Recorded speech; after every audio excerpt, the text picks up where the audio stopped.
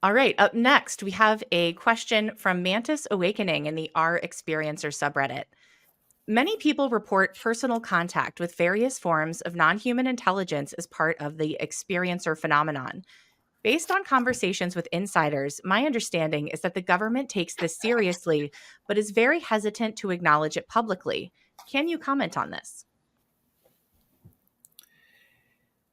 Yeah, Kelly, I just don't feel that I can comment on this with any real authority.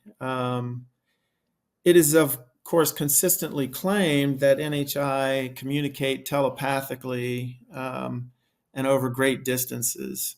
It is also well known that the government has extensively experimented with, things like remote viewing, and for decades pursued research into mind control. We're all, familiar with this. Um, it's interesting that this research started in the 1950s. Might this research have been linked or based on what the government discovered about NHI communications? I do think that it is a logical inference to conclude this. It's also often rumored that indigenous peoples have much higher propensity for nonverbal communications with NHI. And there are, of course, rumors that the United States government has actually targeted such population groups for recruitment. But I have no inside knowledge about this one way or the other. We can move on to our next Redditor question. This one is coming to us from the thread you follow on our experiencers. Are NHI capable of producing 0 point energy? And if so, could that be the reason for the truth embargo? Yeah, well, 0 point energy. I have sort of thought about that. I have some notes about it. I think, I can't find that, but let me just say that I'm not a scientist. I don't even, wouldn't even pretend to play one. But I certainly do my best as a layman to follow the science about this. And I, like so many interested observers, put great faith in the theories of and work of Dr. Harold Putoff and Dr. Eric Davis, to name just two, but they're certainly prominent. And I think that they clearly are of the belief that this is the best candidate for explaining how UAP craft are able to traverse the cosmos. Tapping into the 0 point energy field, and engineer and thereby finding ways to engineer the space-time metric is what it could enable theoretically. The necessary means. Faster than light travel, anti-gravity, huge energy sources for propulsion, and so on. So yeah, I think it's a reasonable conclusion that the 0 point energy field, or the physical vacuum, or the quantum vacuum, whatever you want to call it, there are many terms, is likely where the physics of this lie. Yeah. All right, we'll move on to our next question from a Redditor. This one is from NoWay0420 in our experiencers. What environmental hazards do UAP possess, and how can one protect themselves from it if in close contact? That is a good question. Here's my worry. My worry is that something's going to happen. I mean, it's happened before where it's a first responder that gets there before anything else happens. And my worry is that a first responder, or what if a UFO comes down like the like what happened in Rwanda? okay, or Zimbabwe. Um, what if it comes down and this thing is just giving off radiation, and now we've got a whole bunch of people that are hurt? Those are the hazards, that things that we aren't expecting. There's an incident called the Cash Landrum incident. I think everybody knows what it is. Something happened in Texas, near Austin, Texas, and the mother, the grandmother, and the young boy all got some type of radiation poisoning. I'm worried that something like that could happen on a grand scale, and we're going to sit there and go, Mm. we got nothing, other than, yes, we'll get you to the hospital. And then how do you get insurance for that? Because you walk into the hospital and say, yeah, UFO gave me radiation. I don't know. So it puts us, there's a whole bunch of things here that we have not considered. And the idea is to get ahead of the problem. So if it does, because I'd like to think that, I think there was a question earlier to Kirk, that if they were to come, there'd be a program where, we go greet them and whatever. And the possibility is that they may have science, like they can beat cancer and all this other cool stuff. But what if in that interaction something really bad happens? They bring a germ, you know. Uh, Now I'd like to think, or err on the side of good, that a lot of positive things are going to come from it. But we have to be prepared for both sides. And at the end of the day, as I told James, I would like to just know, I'm an intel analyst. So friend, foe, which one is it? Or in between. Yeah, absolutely. This one comes to us from Philosophy Isn't Dead in Our Experiencers. In chapter 8 of his book Imminent, Mr. Elizondo describes the following exchange with a Mr. Devin Woods, which is a pseudonym. He's a senior member of the DIA, ODNI, and formerly CIA. Quote, Lou, you know we already know what these things are, right? Have you read your Bible lately? You're opening a can of worms playing with this stuff. It's demonic. There is no reason we should be looking into this. We already know what they are and where they come from. They are deceivers, demons, end quote. Have you ever had a similar conversation with a senior official in regards to the UAP NHI topic? And moreover, do you have any reason to suspect that there exists evidentiary grounds for such a claim? Or, in your opinion, is it just as speculative as any other hypothesis? Thank you. I would say it's just as speculative as any hypotheses, but I'm my family is very religious. And the way I see it, this is not like some horror show where you're dealing with demons or whatever. As far as I'm concerned, you don't, if you're facing evil, you don't bury your head in the sand. You investigate it and figure out how to beat it. And that's where my mental headset comes from. So if someone comes to me and said, you're dealing with demons, my first thing would be, how do you know? Show me. Give me the proof. Because they're going to be just as stuck as we are. Well, yeah, my family told me something too.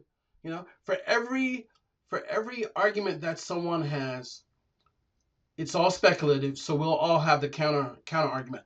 Unless someone's really in the program and looking at all this stuff and whatever, they're probably the only ones that can tell us. But based on what I know, this is just another life form. And just because one looks like an angel and one looks like, what is it? The draconians are supposed to be like the lizard people, I guess. Um, just because they look a certain way doesn't mean that the draconians are evil and the angel looking ones are whatever. And we have to do the investigation and figure it out. And I wouldn't heed any of the demonic stuff at all. I would say, when in the Bible, I think all it references is that God made other creatures. I don't know if these are those other creatures. All I know is that if we don't investigate, we won't find out. We won't know. We'll be left in the dark. That's the best I got. Thank you for that. I think Kirk has a comment to offer, and then we're going to kick a question over to James. Okay. Yeah, Kirk, what are your thoughts? Well, I thought I was maybe jumping ahead of James, but I'll just say that this, I think what Lou was referring to, if I'm not mistaken, in his book, is that there are reports that there was a kind of a group. Some suggested they were a very organized group of officers and of military personnel in the Department of Defense who had some, I think, it is alleged, a religious based view of the UAP phenomenon. And they did not, they were alleged to be, devoted to suppressing any inquiries about this phenomenon on religious grounds, that these are that these are satanic, demonic forces, and nobody should be paying any attention to it other than to fight it or something. So I really personally don't know whether this has a basis in reality, but it it's been alleged, and Lou is reporting on one an encounter with someone that might reflect that. This one comes from Vardonius in Our Experiencers. I have a question for James Fox. Do you feel the need to resist the woo in the name of objectivity and documenting the phenomena to raise the public's awareness? Or are there aspects of it that you enjoy or have made a part of your life? I'm a huge fan. That's a really good question, and if you look at the progression of my work when I started off in the mid 90s, I think it took me the better part of 20 years before I even reported on, alleged close encounters of the third kind, because let's face it, that's a slippery slope. There's no question about it. You're going to make these claims that there's face-to-face contact. You don't really have a lot of evidence in the sense of power and numbers. I mean, case in point, Rua, Zimbabwe. I reported on close encounters of the third kind, I would say, for the first time after at least 20 years, possibly longer. I felt like there were enough eyewitness testimony from the school, Rua, Zimbabwe, 1994, coupled with them as adults. Okay, this needs to be looked into. And I covered a couple of other cases, but that was pushing the envelope for me, particularly the fact that we had, Senator Harry Reid participating in that film, and he wanted to approve it, in particular his appearance, before the film was to be released. And I was terrified that he was going to take one look at it and go, "You reporting on a landing at a school with a UFO and the aliens get out and have telepathic communication with the school children? Like, take me out of that movie, please." I was like, "Oh God, this is going to be." So I pushed the envelope a little bit. Okay. And then when I did Moment of Contact, again, about an alleged crash in Varginha, Brazil, the Americans involved, I pushed the envelope again. I mean, let's face it, I was making some pretty tall tales. I wasn't personally making. The witnesses were coming forward and describing what they claimed to have seen. But still, it's like I had friends that know and respect my work tremendously, and they contacted me and said, "James, you had me with the phenomenon and out of the blue, and I know what I saw, but you've lost me on Moment of Contact. I'm sorry, buddy. That's just a bridge too far." And I said, "Hey, I get it. But before you just categorically dismiss it, could you promise me one thing? Promise me that you'll at least take a look at some of the testimony, and then you can dismiss it." And because I stand by it, right? Well, now I'm doing this new film, the program, and I report on something that's very controversial, and I'm going to get criticism, and I get that. I believed I did as much due diligence as I possibly could on this individual's background, and the other names of potential people involved, and the fact that it took place and they were on duty, and we have a location and we have a date, time, roughly. And I opted to report on it because I figured, look, if I report on it and more people, it'll hopefully encourage more people to come forward and either say, "Yeah, I was there, it happened," or "That's not exactly how I remember it happening." But again, I understand. I pushed the envelope a little bit with each film and I'm getting into some sort of for me uncharted territory with some of this stuff, and I don't blame people out there to criticize me, but understand where it's coming from. So this one is from a Murmuration and in our experiencers. And this question is actually to all of you, and especially to anyone who has children. Based on everything you know now, how are you raising your children differently? Or how would you change the way you prepare the younger generations for what's to come? Anybody want to go first? Logan or Kirk? My son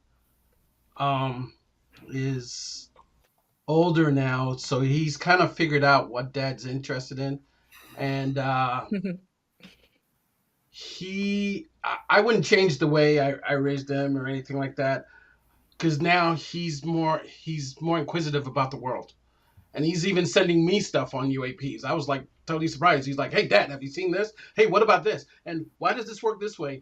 And so he's asking a lot of those. He's asking the regular questions, and he's kind of looking into what else is there. It's no longer ask the question, the teacher gives an answer, and he's kind of like looking for the rest of the story. And I'm happy with the way things have turned out, and I hope he continues to progress in that manner. Well, I will say I have 3 grown kids, or pretty grown, and it doesn't seem to really phase them. It's like, yeah, okay, Dad, and they're just going on with their lives, and I think they are more worried about where the country's headed, in any number of respects, than they are about aliens. But I also know that. I mean, we heard a story about one of the sources that Dave Grush, I think, has interviewed, or his team interviewed, who indicated that he was it just blew his mind about he had 2 daughters or whatever, and how is he going to bring them up in this world, where non-human intelligence actually exists and comes here.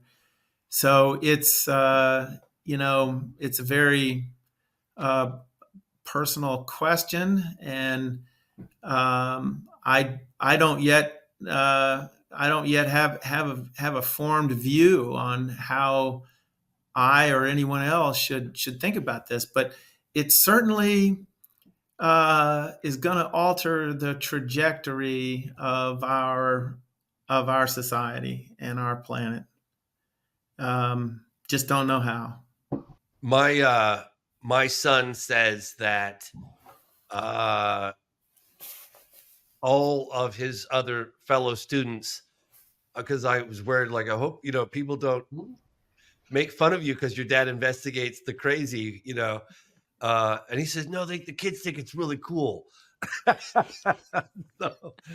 I thought that was kind of funny. And, sometimes my son will kind of speculate with me, like, Dad, I've been thinking about it. I think that, maybe some of them could be time travelers, and maybe they figured out a way. And I'm thinking, wow, I can't believe he's thinking about this, in a very matter of fact way. It's really sweet. It's like, they've accepted the fact that the phenomenon is real, and there's just speculation as to what's behind it. 100%.